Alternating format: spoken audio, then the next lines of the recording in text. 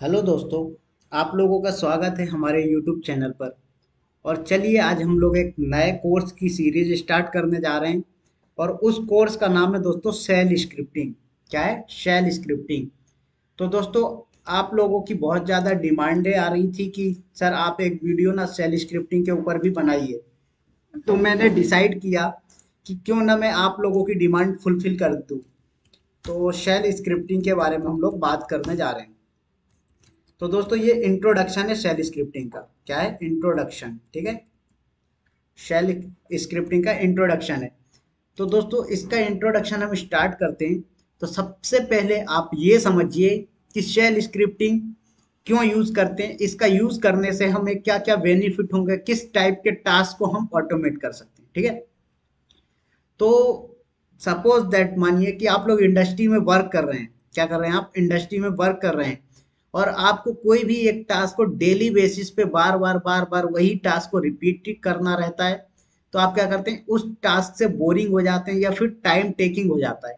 तो अगर आप उस टास्क को सेल स्क्रिप्टिंग के थ्रू कर लेंगे तो क्या होगा? वो ऑटोमेटिक रन होने लगेगा और आपको उसके लिए एंगेज नहीं होना पड़ेगा।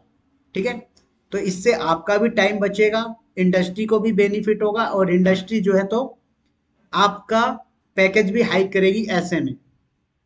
क्यों? क्योंकि आप कंपनी के लिए कम टाइम पे बहुत ज्यादा काम करके दे रहे हैं। ठीक है, तो इसलिए सेल की स्क्रिप्टिंग की बहुत ज्यादा नीड पड़ जाती है। दूसरी चीज क्या है कि सपोज दैट आपको एक साथ मल्टीपल कमांड्स एग्जीक्यूट करनी है। क्या करना है? आपको एक साथ मल्टीपल कमांड्स एग्जीक्यूट करना है। तो भी आप वो चीजें सेल स्क्रिप्टिंग के थ्रू कर सकते हैं। ठीक है, फॉर इसका एक एग्जांपल ले लेता हूं मैं कि आपको H T T P D install करना है। तो क्या करोगे आप? Yum install H T T P D. Yum install H T T P D और हाइफन वाई लगा दोगे आप विदाउट, तो बिना कंफर्मेशन के इंस्टॉल कर देगा। देन इसके बाद क्या करोगे आप? यहाँ पर कमांड चलाओगे system c t l start h T T P d. क्या करोगे? System c t l start h T T P d. Then इसके बाद आप क्या करोगे? System c t l enable h T T P d. ठीक है, then इसके बाद आप क्या करोगे? हो सकता है कि आपको इसका स्टेटस भी चेक करना पड़ जाए। System c t l status h T T P d. तो दोस्तों चलो, एक दिन की बात हो तो आप ये कर सकते हो, लेकिन आपको डेली बेसिस पे इसी टास्क को रिपीट करना है। या फिर मान लीजिए कई बार होता है कि आपको ऐसे टास्क मिले, सपोज आपकी इंडस्ट्री में जब भी नया यूजर क्रिएट करते हैं, आप क्या करते हैं? जब भी एक नया यूजर क्रिएट करते हैं तो उस यूजर के लिए आपको ये इंस्टॉल करके देना पड़ता है। तो क्या करोगे आप? मैनुअल करोगे, टाइम लगेगा। आप क्या करोगे? सीधा सा एक स्क्रिप्ट बना के रख लीजिए, इसको क्रॉन जॉब में शेड्यूल कर दीजिए अकॉर्डिंग टू यूजर। तो ये उस यूजर के लिए उस टाइम पे चल जाएगी। तो वो टास्क आपका ऑटोमेट हो जाएगा। क्लियर? तो इस तरह से आप सेल स्क्रिप्टिंग का यूज करके बहुत सारे टास्कों को इजी कर सकते हैं और टाइम बचा सकते हैं आप लोग। तो दोस्तों, एक यहाँ पर बात आती है कि सर हमें सेल स्क्रिप्टिंग सीखने से पहले क्या आना चाहिए। तो दोस्तों, आपको शेल स्क्रिप्टिंग सीखने से पहले लिनक्स की कमांड एग्जीक्यूट करना, लिनक्स के बारे में पता होना बहुत जरूरी है। जिसको लिनक्स नहीं आता उनको रेकमेंड करता हूं, प्लीज पहले लिनक्स सीखिए, देन शेल स्क्रिप्टिंग की तरफ मूव करिए। ठीक है, चलिए। तो अब बात करते हैं कि शेल ये होता क्या है। शेल जरा ध्यान से सुनिएगा। ठीक है, हम शेल स्क्रिप्टिंग तो बोल रहे हैं, लेकिन ये शेल होता क्या है जरा ध्यान से समझिएगा। सपोज दैट ये क्या है? आपके पास एक हार्डवेयर है। क्या है? ये आपके पास हार्डवेयर है। तो मैं यहाँ पर लिख देता हूँ कि ये आपका क्या हो गया? हार्डवेयर। इस हार्डवेयर में क्या करते हैं हम लोग? इस हार्डवेयर को क्या करते हैं आप लोग? कोई भी ऑपरेटिंग सिस्टम इंस्टॉल करते हैं। क्या करते हैं आप? कोई भी ऑपरेटिंग सिस्टम इसमें इंस्टॉल करते हैं। सपोज दैट इसमें आपने क्या किया? सेंटोस इंस्टॉल कर लिया। क्या किया आपने? सेंटोस इंस्टॉल कर लिया। तो जब आपने सेंटोस इंस्टॉल किया तो यहाँ पर आ जाएगा कौन? कर्नल। कौन आ जाएगा? कर्नल। तो दोस्तों, जिनको ये कर्नल पता है अच्छी बात है, नहीं पता वो मेरे लिनक्स के ट्यूटोरियल पर जाएं और कर्नल क्या है उसके बारे में पता करके आएं। ठीक है, ये कर्नल एक बेहद इंपॉर्टेंट प्रोग्राम होता है। ठीक है, ऑपरेटिंग सिस्टम के लिए। नेक्स्ट, कर्नल के बाद किसका नंबर आ जाता है? उसके बाद नंबर आ जाता है शेल का। कि कौन से शेल अवेलेबल है। तो सपोज दैट, चलो मैं यहाँ पर कलर चेंज कर लेता हूँ तो आपको क्लियर होता रहेगा, ठीक है। तो यहाँ पर शेल, तो यहाँ पर डिफरेंट डिफरेंट टाइप के शेल मिलेंगे आपको देखने को। बैश शेल मिलेगा, ठीक है। सी शेल मिलेगा जिसको सी एच भी बोल में सकते हैं हम। के शेल मिलेगा आपको, ठीक है। अभी सब में डिफरेंस क्या है मैं बताऊंगा। आपको क्या मिलेगा, के शेल। देन उसके बाद आपको एक नेक्स्ट मिलेगा ओनली शेल, ठीक है। क्या मिलेगा, ओनली शेल, ये मिल जाएगा।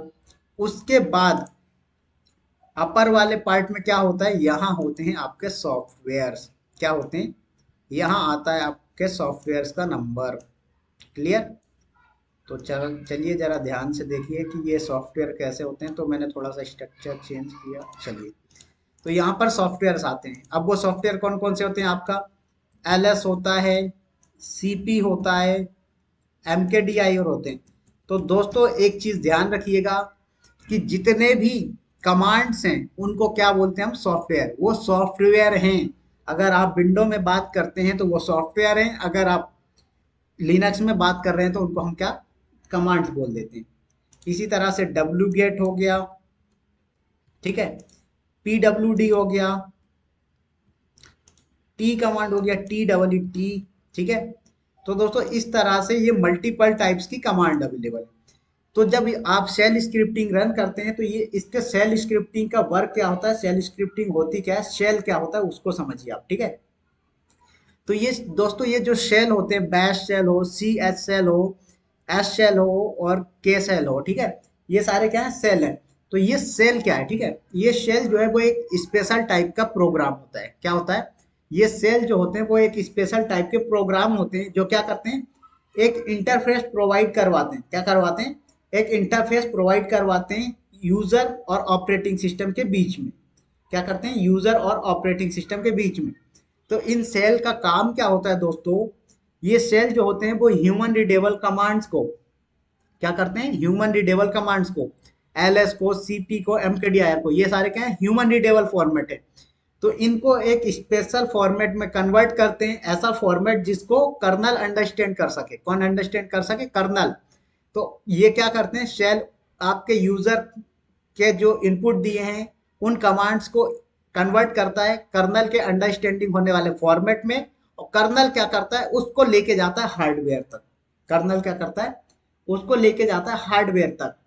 तो इस तरह से जाके क्या हो जाता है, ये लिनक्स शेल स्क्रिप्टिंग का फॉर्मेट तैयार हो जाता है, ठीक है। तो इस तरह से ये वर्क करते हैं। तो ये छोटा सा इसका ओवरव्यू था। अब थोड़ा सा आगे आते हैं हम और बात करते हैं कि हम शेल स्क्रिप्टिंग को कितने मोड में रन कर सकते हैं, ठीक है। कितने मोड में हम रन कर सकते हैं, तो जरा ध्यान से देखिएगा।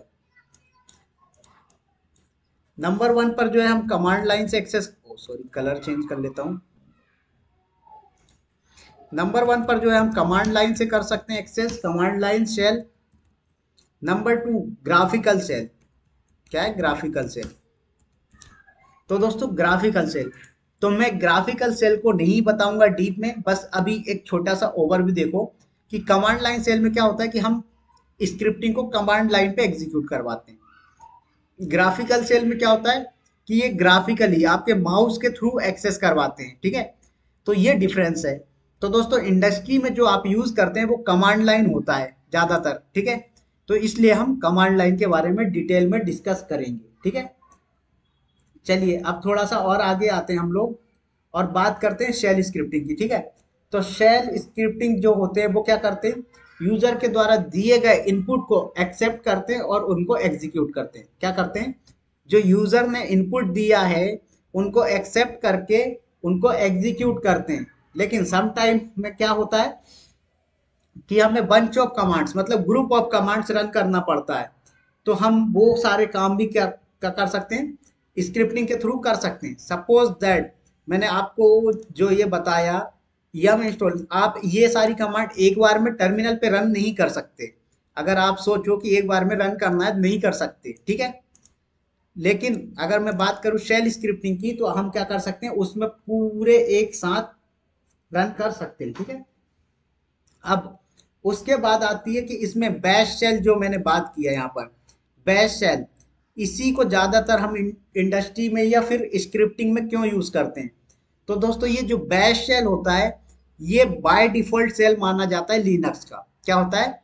ये डिफॉल्ट सेल होता है लिनक्स का, इसलिए रेकमेंड किया जाता है कि आप बैश शेल स्क्रिप्टिंग करिए, बैश स्क्रिप्टिंग करिए। क्लियर?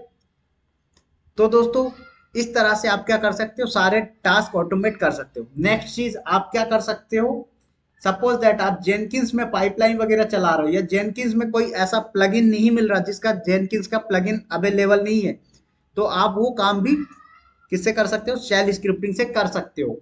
तो दोस्तों शेल स्क्रिप्टिंग से हम बहुत सारे काम कर सकते हैं, इसलिए शेल स्क्रिप्टिंग आना बहुत जरूरी है, इंडस्ट्री में बहुत हेल्पफुल होती है। ठीक है, तो आज इंट्रोडक्शन लिया हमने शेल स्क्रिप्टिंग का, और यहाँ पर कुछ एडवांटेज हैं जो कि मैं बोल के बता रहा हूँ, लिख नहीं रहा हूँ।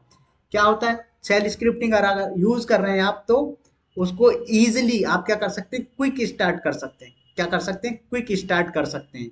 उसके बाद शेल स्क्रिप्ट को आप बहुत ही आसानी से लिख सकते हैं, कोई एरर आता है तो उसको बहुत ही इजीली आप फाइंड आउट कर सकते हैं, और सिंटेक्स जो होते हैं वो बहुत ही इजी होते हैं, जिस वजह से हम क्या कर सकते हैं, स्क्रिप्टिंग को क्रिएट कर सकते हैं। तो दोस्तों ये था शेल स्क्रिप्टिंग का एक छोटा सा इंट्रोडक्शन।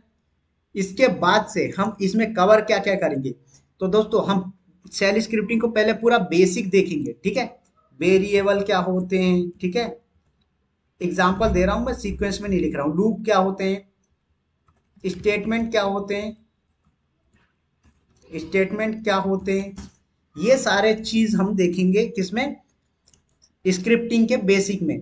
देन उसके बाद हम एडवांस में चलेंगे स्क्रिप्टिंग की तरफ। ठीक है, तो छोटे छोटे जब हम टॉपिक करते जाएंगे, जैसे वेरिएबल बताऊंगा, तो user defined variable, environment variable, इस तरह के वेरिएबल्स अवेलेबल हैं, तो उनमें क्या डिफरेंस होता है वो सारे टॉपिक वाइज टॉपिक में कवर करूंगा। तो दोस्तों चलिए, ये इंट्रोडक्शन था शेल स्क्रिप्टिंग का। उम्मीद करता हूँ अगर आपको पसंद आया वीडियो तो प्लीज लाइक शेयर सब्सक्राइब जरूर कर दीजिएगा, तो फिर मैं इसकी सीरीज को कंटिन्यू करूंगा। सो चलिए मिलते हैं नेक्स्ट लेक्चर पर, तब तक के लिए बाय बाय।